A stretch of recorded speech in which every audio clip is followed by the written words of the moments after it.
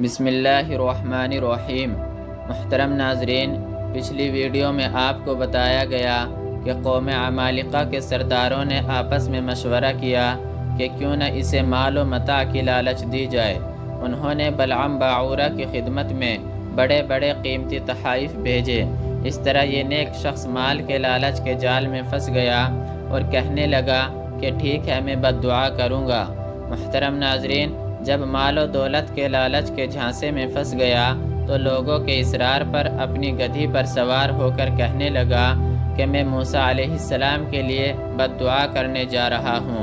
جب اس نے گدھی کو چلانا شروع کیا تو گدھی بار بار رک جائے اور کوشش کرے کہ اس سے جان چھڑا کر بھاگ جائے۔ گدھی بار بار منہ موڑے اور واپسی کا راستہ پکڑے، لیکن بلعام باعورہ اسے خوب پیٹتے اور زور سے چلاتے۔ آخر گدھی نے تنگ آ کر بارگاہ خالق حقیقی میں قوت گویائی کی درخواست کی۔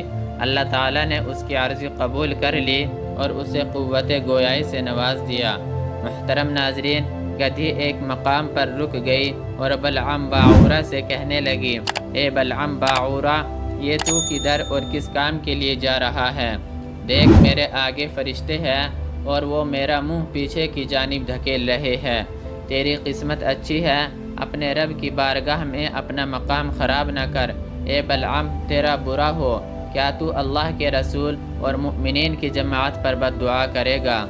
آخر گدھی نے زور لگا کر اپنے لیے آزادی حاصل کر لی تاکہ میں اس گستاخ کے ساتھ عذاب میں شامل نہ ہو جاؤں، لیکن بلعام باعورہ بدبخت ہو چکا تھا۔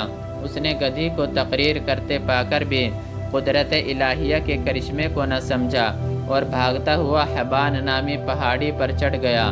بدبخت مال کے لالچ کے جال میں پھنسا ہوا تھا، فوراً بھاگتے ہوئے پہاڑ پر چڑھ گیا اور موسیٰ علیہ السلام کے لشکر کو غور سے دیکھنے لگا اور بد دعا کرنا شروع کر دی۔